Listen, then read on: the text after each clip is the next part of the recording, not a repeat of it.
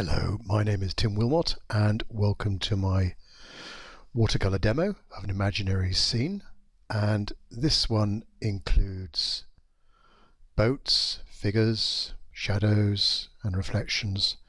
So it's a totally made up scene, and it's good practice to sometimes use your imagination to paint something from your memory. Of course you can use elements of what you already know.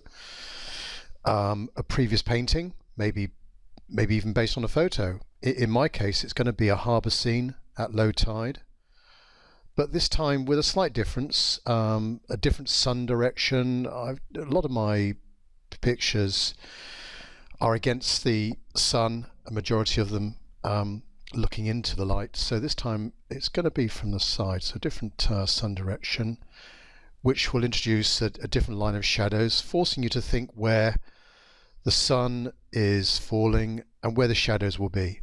And in this watercolor, we'll be covering a few watercolor techniques like laying down a wash, wet in wet, blending colors, negative painting as in painting around some of the boats, and some dry brush strokes. Also, I go through the normal stages I go through in a painting and covering such things as timing. So here we are with my initial sketch. So it's going to be a row of boats at low tide, with as you can see on the left hand side, there's going to be a high harbour wall. The light is going to come from the left hand side, so it's going to cast shadows going from left to right. So I've got my row of boats, trying to make them just a little bit different each one, not to have them too similar, and of course introduce some figures to have some scale to the picture and add a bit more interest as well. So that's figure number one. Let's have another figure over on the right hand side, perhaps trying to walk into, because it's over on the right hand side, we want this person to walk from right to left in towards the painting. Now after I've done the boats, I'm trying to think of the angle of the sun and the dominant shadow on the left hand side from the harbour wall, and then of course going from left to right, the shadows continuing on a line, joining, that's the other thing, trying to join these shapes together with shadows.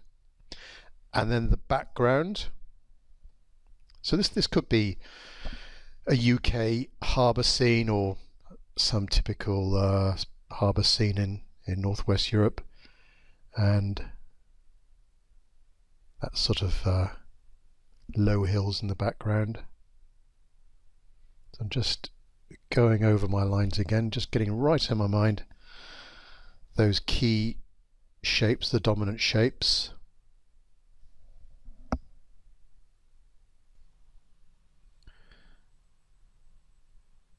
Just a few more details on the harbour wall, and then the cabins of the craft.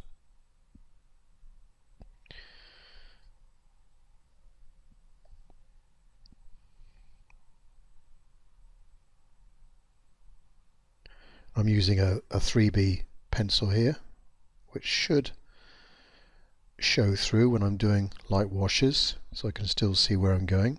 Now then, some windows on the front of the cabins, and generally there's 3 windows or so. And I'm going to introduce a little puddle in the middle here, just so that I can have a few reflections, giving the impression of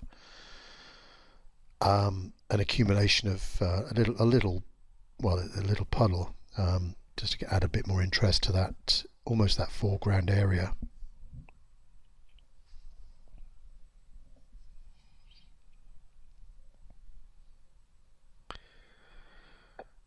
So I think we're nearly done with the initial sketch. I'm using Saunders Waterford watercolor paper. This is 300 grams in weight, or 140 pounds imperial. It's 15 inches wide by 11 inches deep, and secured with masking tape, just ordinary DIY masking tape.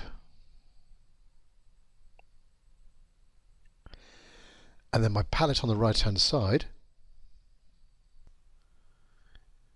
is going from the top, it's neutral tint, then we've got burnt umber, burnt sienna, yellow ochre, viridian green, don't often use that one, cerulean blue, good for skies, cobalt blue, ultramarine blue, alizarin crimson, cadmium red, and then a light red, cadmium orange, and right down the bottom is a bright yellow. I think it's cadmium yellow, another cadmium yellow. But any yellow will do, to be honest with you. So first of all, I'm adding in a band of yellow ochre. Now this board is on a slight slope. You can't really detect it from the angle, but it's on a slight slope of maybe 10 degrees. So I added in the yellow ochre first and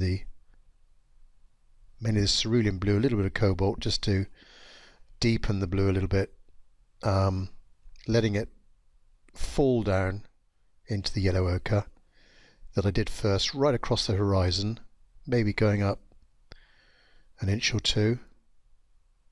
So I'm making the sky a little bit darker towards the top, and especially in the top right corner, because the sun is coming from the left. So still thinking about the base colour here, I'm now not going to the very top of the hill in the back, but just adding in some base colour to this hill. With it could be anything really. In this case, it's burnt sienna there. Ultramarine blue, bit more burnt sienna, bit more. Keep mixing till we get the right consistency. A little bit of alizarin crimson just to darken up a bit, not too much. To say this is going to be the base colour. This is going to be a lot darker when we go in with our shadows. Now the brush I'm using is a fairly large mop brush, natural hair. It's an Escoda. The manufacturer is Escoda, Spanish maker brush. So just joining there with the background hills, painting around the boats, because they're going to be, well, certainly the left hand side, they're going to be in bright sun, so I can add a little bit of this base colour to the right hand side of the holes.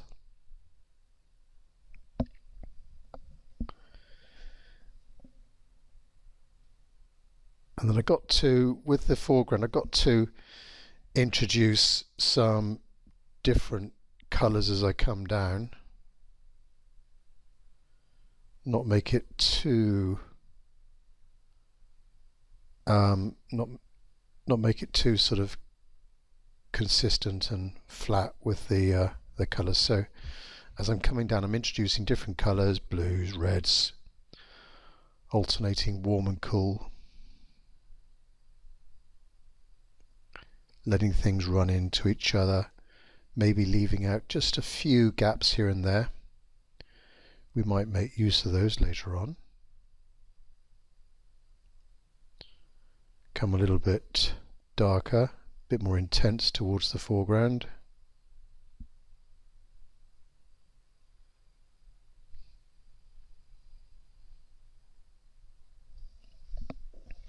Doesn't really matter what it is going to be on the left hand side. That's all going to be a lot darker when I go in with my shadows.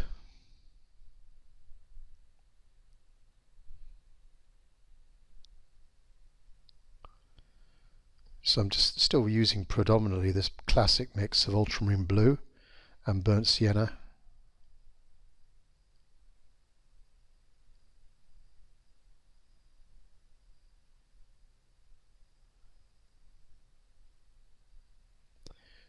touch of alizarin crimson, come right down to the bottom, and then while the upper portion is still moist, I can keep going back up to that and introduce that same colour into it here and there,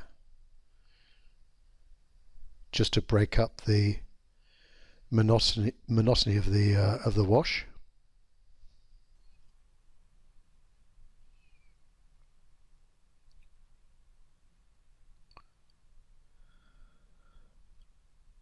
So I've got to let things dry a little bit. Now what I might do is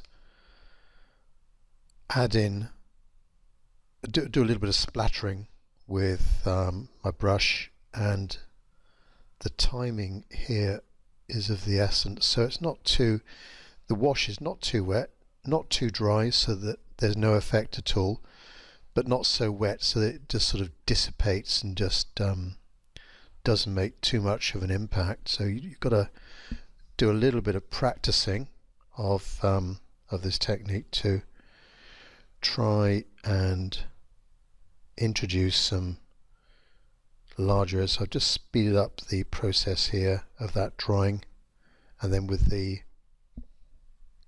synthetic brush, as you can see there, synthetic brush with clear water, and the brush is not too large. I'm just splattering from left to right, right to left, across, not too much, just to introduce those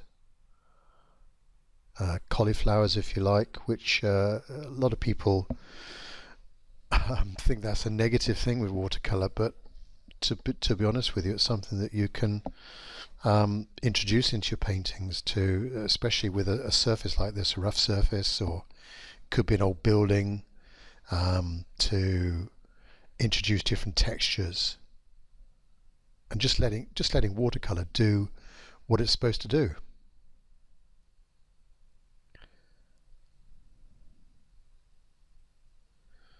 So just to repeat, that wash has to be not too wet, not too dry.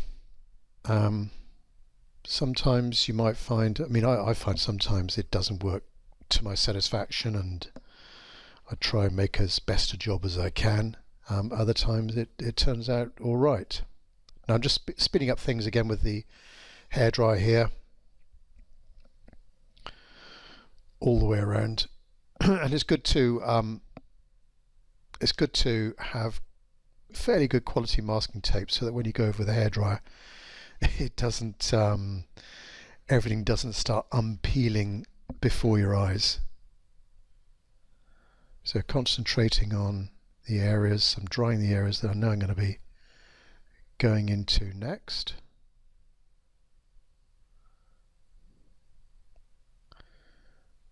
I've obviously muted the sound of the hairdryer so it's not too loud.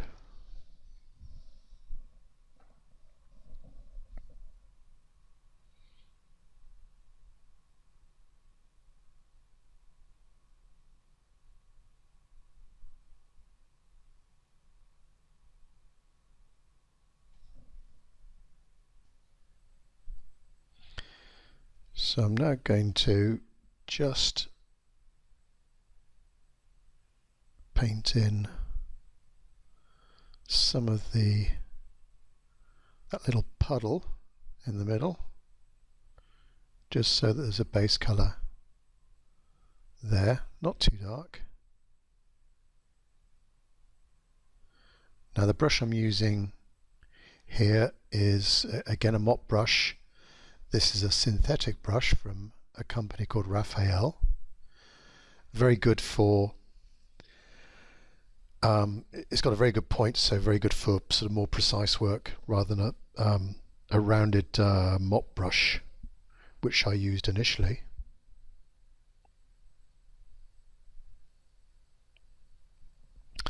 So let's now start with the background hills. Now that everything's completely dry, we're still going to paint around some of these boat tops, so it's not too dark, very blue, of course, in In the background things are a little bit bluer. And you can leave out a few gaps here and there. They could be houses. Using the side of the brush now.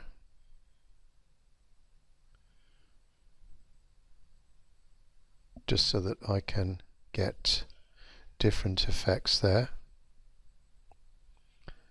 And it'll be a little bit darker over towards the right hand side. And maybe a little bit darker as we come down towards the waterline. So that top mixing area is generally, that's what I use for darker mixes. It's right next to my neutral tint supply, so I can quickly darken the tone. It's a very good brush, this one, for straight edges and as I say, doing more precise work, painting around figures and boats here.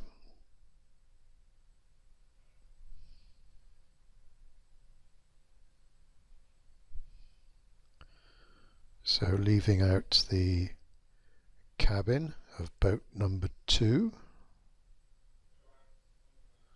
and down to the horizon. Not worrying about any little bits I leave, as I'm just skidding across the paper in all different directions.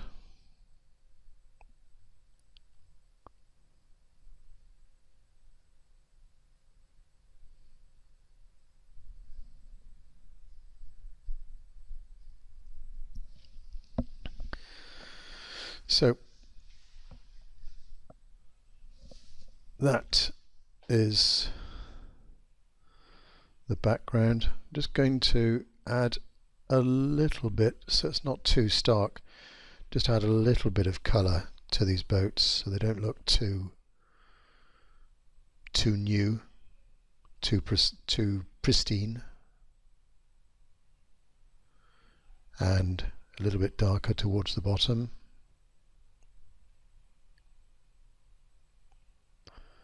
The right hand side of these holes is going to be a lot darker when I go in with the shadows, so it might it might appear darker than the right hand side, but that will be addressed later on.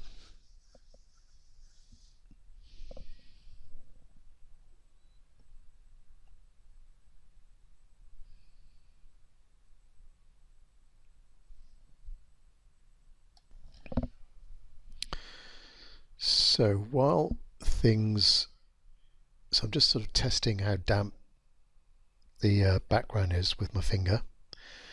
Just while it's still a little bit moist, I'm going in now with a crunched up paper towel and just take out the top edge of the background. Now again, it's another technique that you can't really overdo. You can't really do this too much. And practice is a good thing with this technique, but we're just adding in a bit more interest into those background hills just by taking out, we're lifting out. It could have been done with a brush, but I prefer sometimes to use a crunched up paper towel. Now with a small synthetic brush here, just adding in to the base of those background hills there, just so it's not too much of a straight edge, not too uniform. Right, quickly dry this in preparation for the next stage. Won't need too much because the rest of the painting is dry already, of course.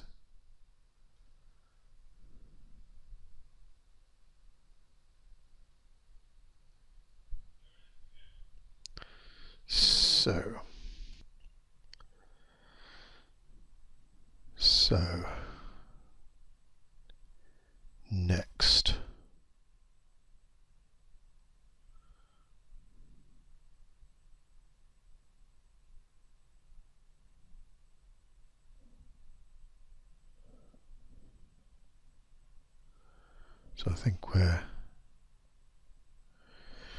ready for the harbour wall now. So this has got to be quite dark. This is going to, you could probably make or break this painting.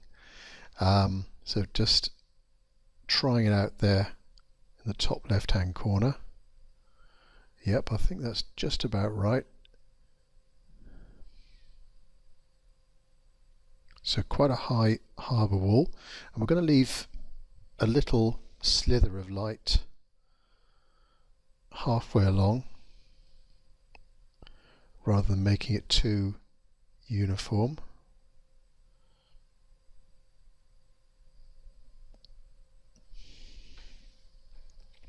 So you can see that with the brush still fairly full loaded with water, I'm just going in and adding in a little bit more pigment. Now the right hand side, of course the background hills are dry now. Don't need to worry about any bleeding. I'm using the Raphael mop brush again. So gradually coming down to the base of the harbour wall.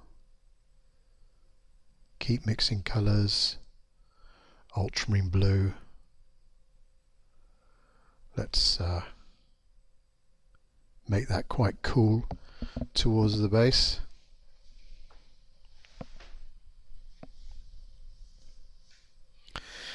Now this is where you need to think with the angle of the sun, how much of this first boat is going to be in shade. And perhaps with the contrast, this boat could be in shade, we'll make it darker than the background, and then the next one will be lighter than the background, sort of thing. So there's those three windows. Leave a little bit of light at the back maybe.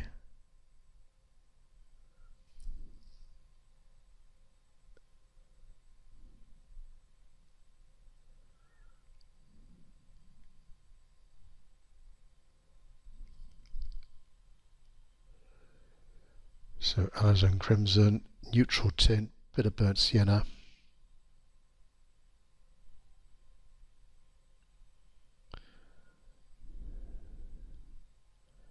And with this sort of brush, very rarely do you actually have to add in extra water. It's fully loaded with water already.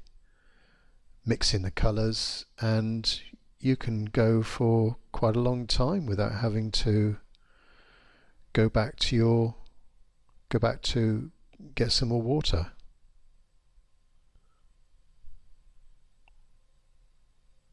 So with a big expanse of shadows like this, you do need to add in some extra colours.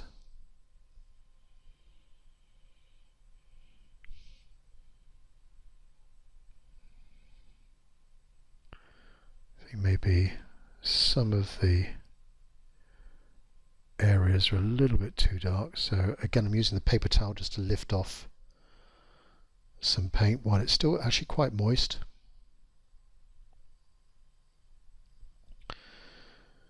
Bit of cobalt blue.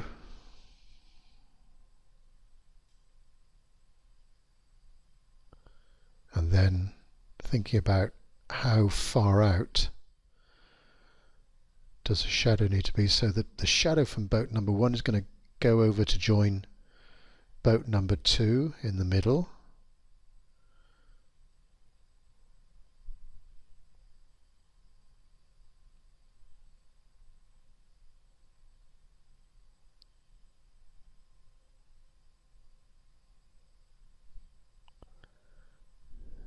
So maybe there's something up on the harbour wall that's introducing that broken line of shadow there.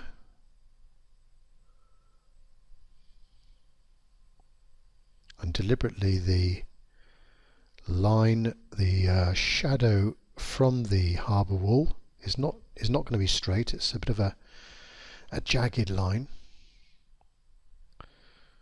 So I'm now doing that first figure.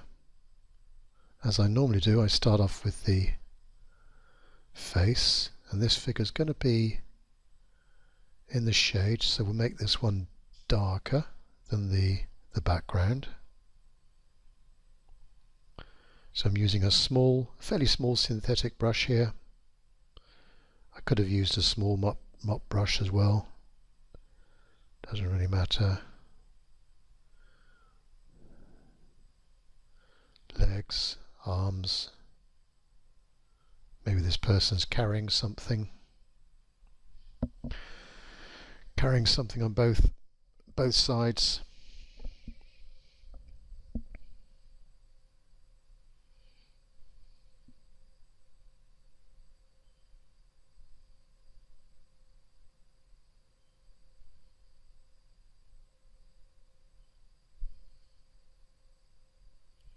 So now, boat number 2. First of all, the cabin. Like the left-hand side of the hull, not make it too white.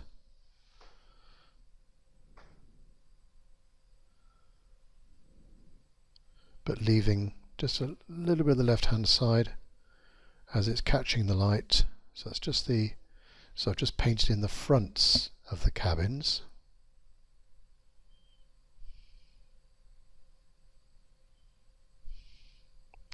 Now, shadows and the right hand side of these hulls.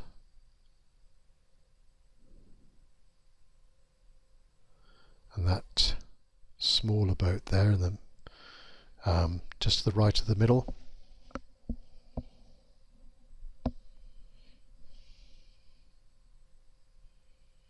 And that last boat on the right hand side.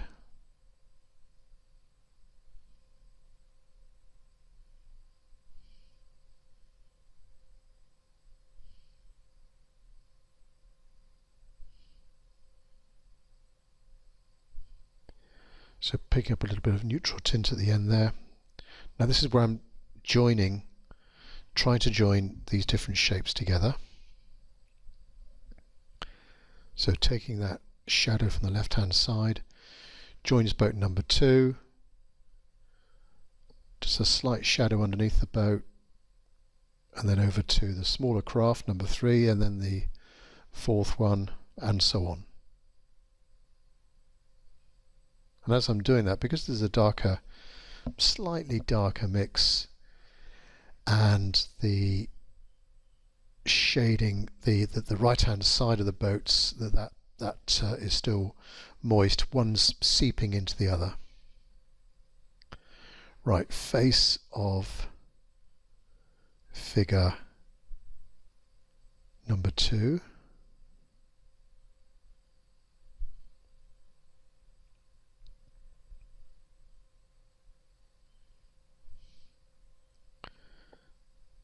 And then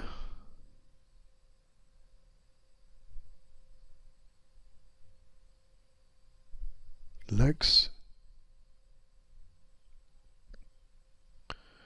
couple of arms of course, and second figure shadow. Not sure what that is on the very right hand side. Sometimes you end up with these random shapes that you can try and make into something, or just paint some shadow around them.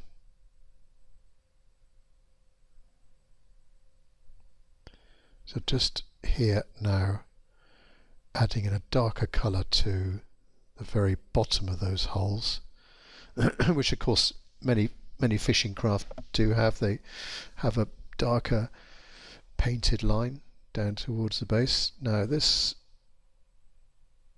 central puddle here, after checking everything was dry, Let's add in some reflections.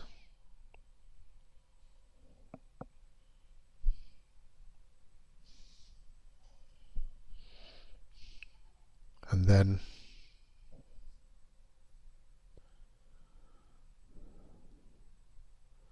some of these lighter areas, we can make those into rocks with a bit of shadow to the right hand side. So anywhere where I'm seeing a lighter area, just adding in a bit of shade to that to add just creates more of a three-dimensional appearance.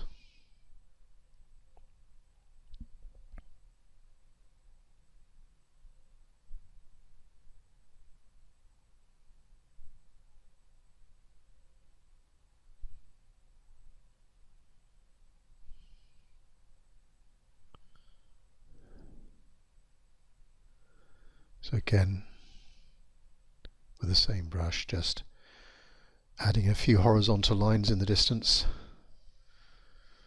and in a way I'm still joining up those figures with those, even though it's a faint line, I'm still joining one shape to another.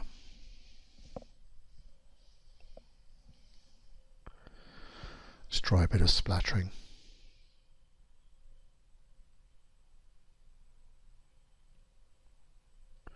Might be just perhaps a little bit too dry. Oh, I don't know. It's coming through a little bit.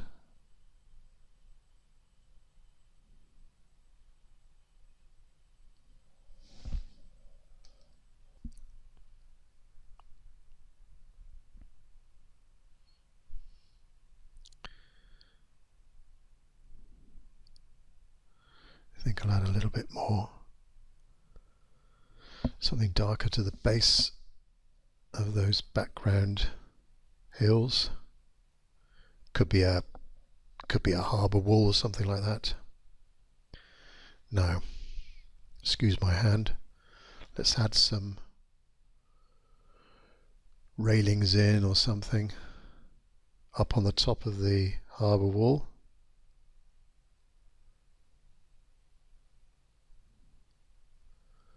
A few posts.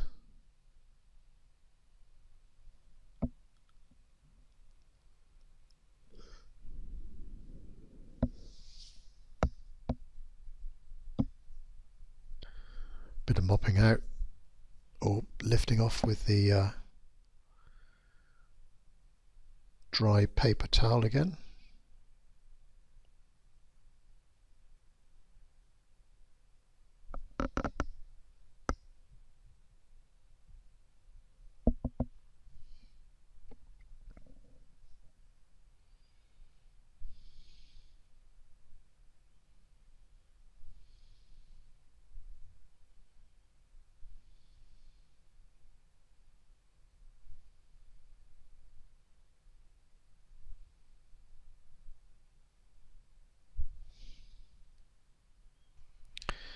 So before the next stage, I'm going to have to make sure everything is really dry again. So out with the hairdryer,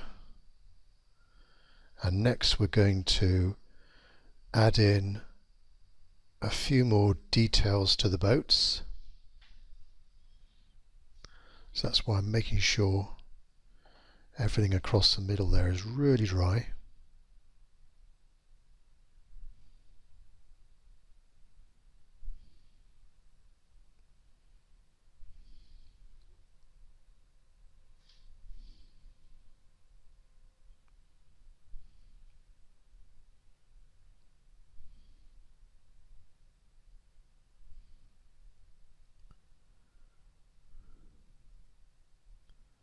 I think that's just about done there.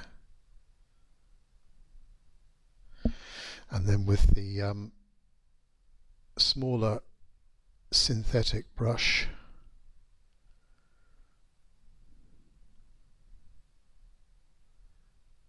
which is an Escoda brush again. So we've got to This is cadmium red, quite a bright red, and dry brush strokes here, creating that painted line just below the top of the hull, and then similarly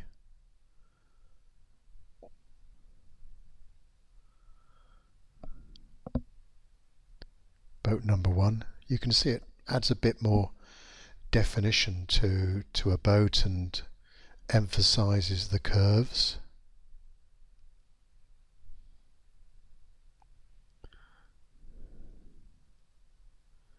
And then that's a bit of almost pure neutral tint, which, you know, you could add a bit more detail to the harbour wall. It could be some horizontal or vertical lines, some supports here, which you often find on harbour walls, you know, maybe where the waterline was, or a difference of materials, or, as I say, supports with a few vertical lines.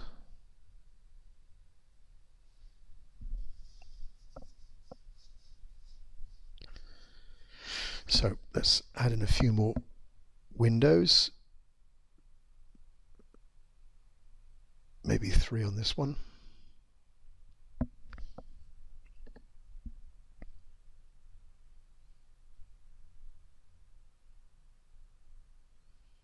Not too precise. And then that last boat, 3 again. Notice it's at a slightly different angle rather than all being leaning the same way. Could actually have leaned that right hand boat, that could have been leaning in towards the picture. That might have been a bit nicer.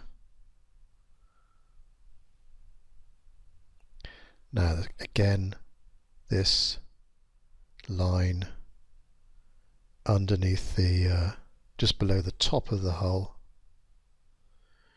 which is normally done in one.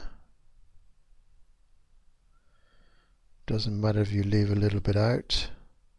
It's a dry brush stroke, giving the appearance of an aged look. Perhaps a couple of lines on this one. And when I've still got that brush, we can be adding in a few more details on the tops of the cabins, a few short masts, maybe some antennae aerials or something, which is another good way of joining the middle ground to the background. Just a few random lines.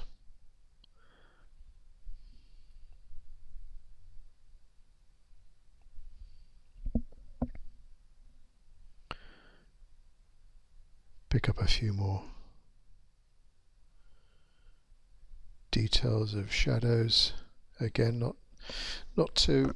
try not to overdo it. So it looks like it's just lots of dots and splashes.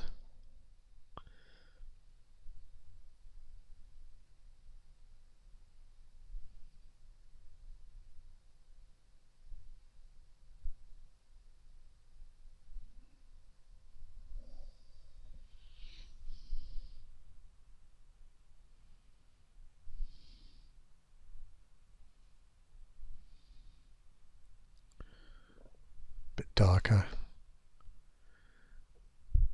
Grab some neutral tint there.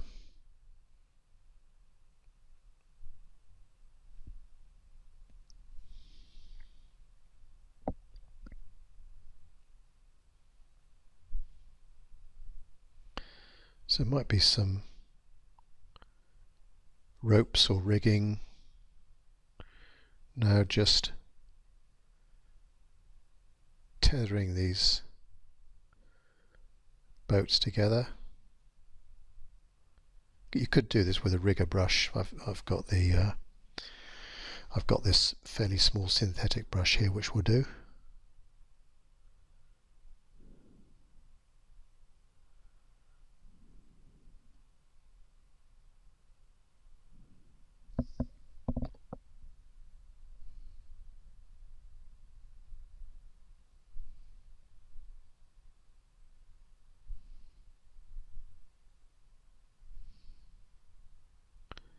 So you notice I'm using this brush quite a lot just to keep going back in and adding a few more details.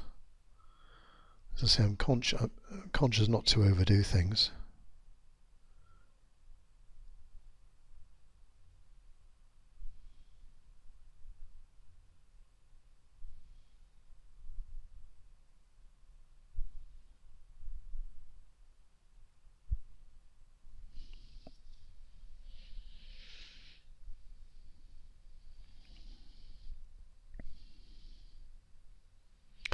Now, slightly different brush here.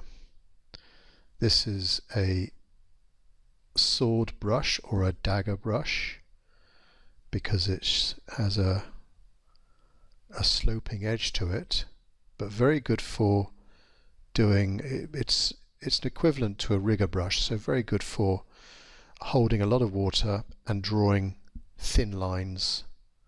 Could be ropes, wires, railings, twigs. Very good for doing foliage as well, in a random way, just touching the paper in different directions. It does introduce some very good realistic leaf shapes. So using it almost like a rigger here, we're just drawing in a few curvy lines indicating some ropes across the harbour bed.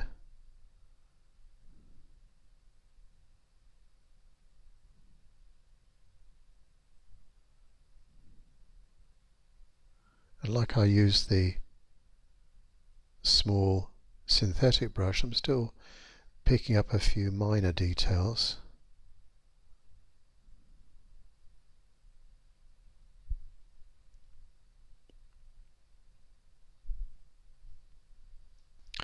So we're near the end now, and almost the last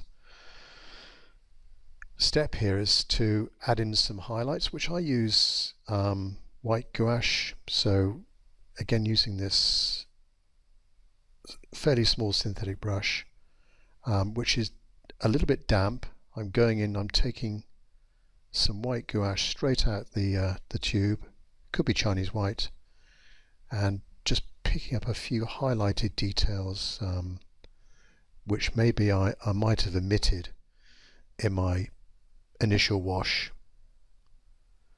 Could be picking up a few highlights of some rigging here, the ropes just on the curves.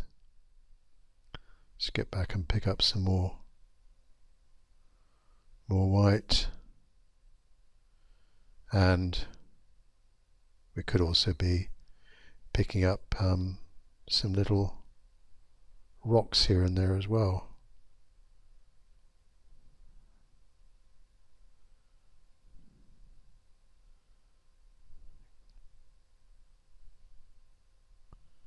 Not too much. Be careful not to overdo it.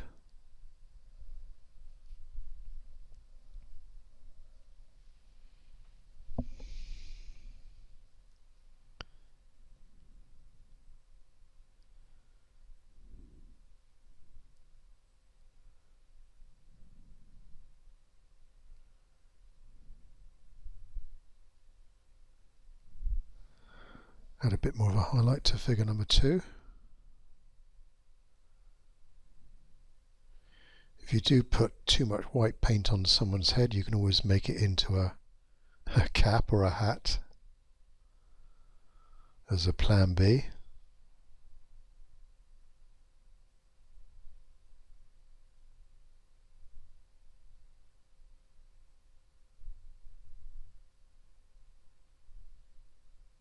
Maybe a few white masks in the background as well.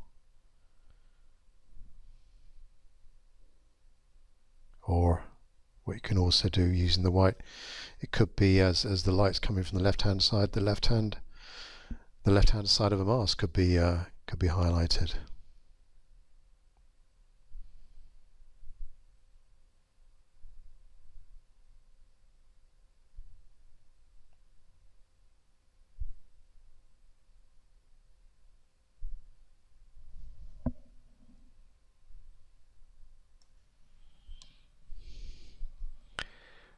go back with this sword brush. Let's just continue on some of these ropes. I think it needed a bit more. I think it needed a bit more of these ropes in the foreground there, and a darker. Gone in with a darker shade here. Maybe a bit of writing on the side of that right-hand craft. Let's put in a side window.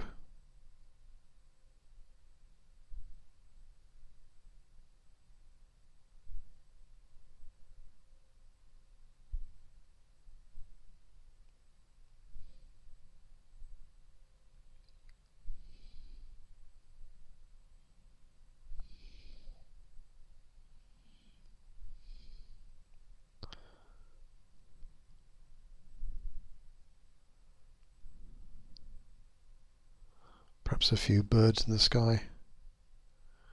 Again, not overdo it.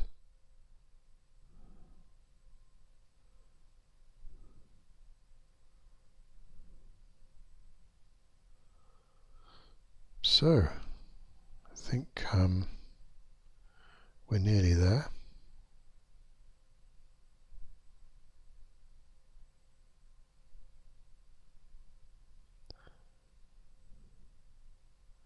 Can't resist using the saw brush again.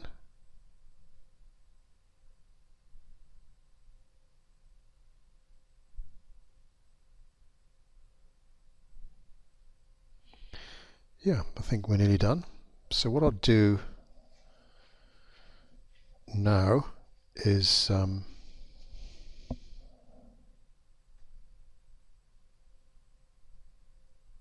after I finish with that saw brush, I'll put it down and now show you the finished picture.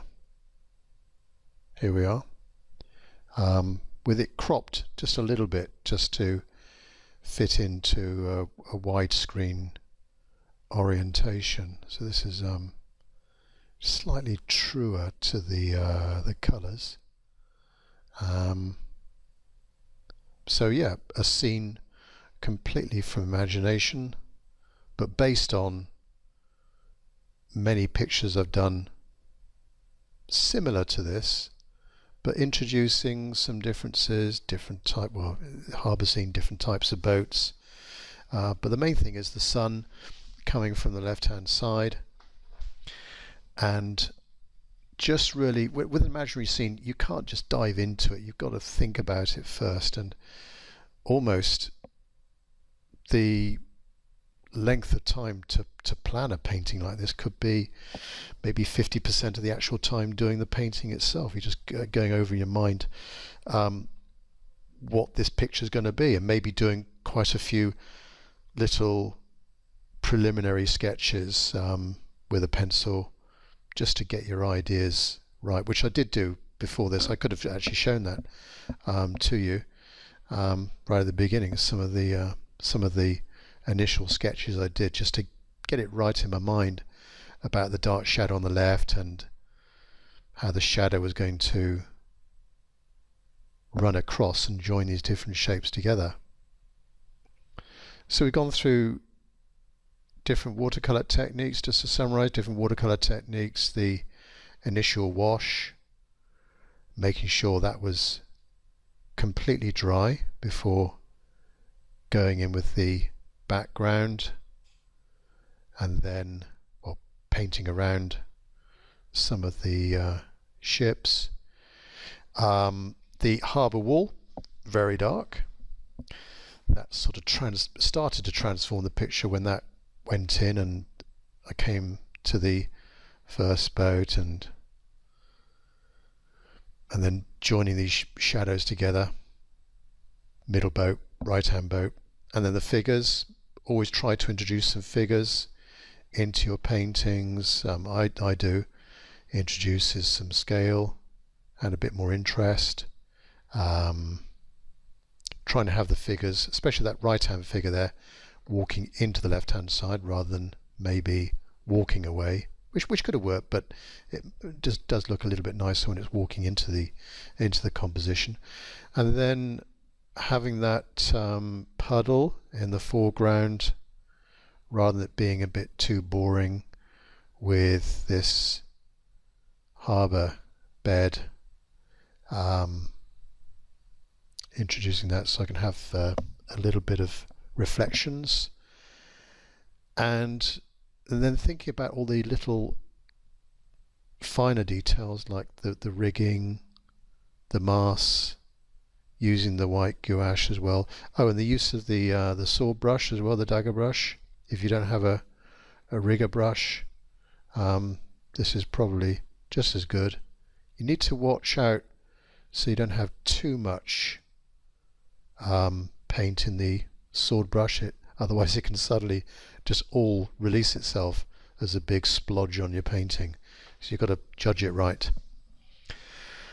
But there we are. I hope you like that. An imaginary scene, a made up scene, could be anywhere, perhaps more akin to a UK harbour scene. Please find more of my pictures up on my website, which is www.timwilmot.com, TIMWILMOT.com.